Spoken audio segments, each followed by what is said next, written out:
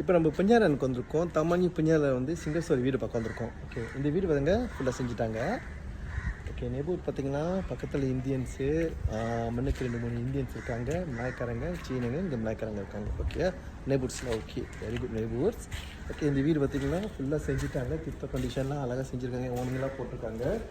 And 2 காடி தரமாக பக்கிமன் தான் அங்கே அழகாக செஞ்சுட்டாங்க. ஓகே, ஸோ ஒவ்வொரு வீடும் நீங்கள் வந்து பார்க்கும்போது செக் பண்ணி பார்க்கலாம். வீடை செஞ்சுட்டாங்க, ஏதாவது லீக்கிங் இருக்கா எல்லாமே. ஏன்னா செகண்ட் ஹேண்ட் வீடு கண்டிப்பாக ஏதாவது ஒரு டிஃபெக்ட்ஸ் இருக்க வாய்ப்பு இருக்குது.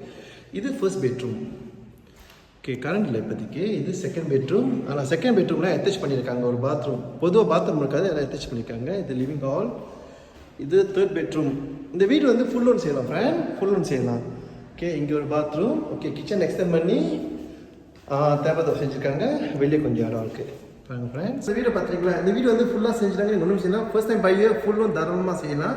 ஓகே, யாரெல்லாம் வந்து இந்த மாதிரி வீடு பார்க்க வரீங்களோ, இது செகண்ட் ஹேண்ட் வீடு நல்லா இருக்குங்க. பழைய வீடு செஞ்சு விற்கிறாங்க. ஏதாவது டிஃபெக்ட்ஸ் ஏதாவது இருந்துச்சுன்னா நீங்களே செக் பண்ணிக்கிட்டு டேக் ஓவர் பண்ணிக்கோங்க. சரிங்களா? யாருக்கெல்லாம் இன்ட்ரெஸ்ட் இருக்கோ எனக்கு பிஎம் பண்ணுங்கள். By friend.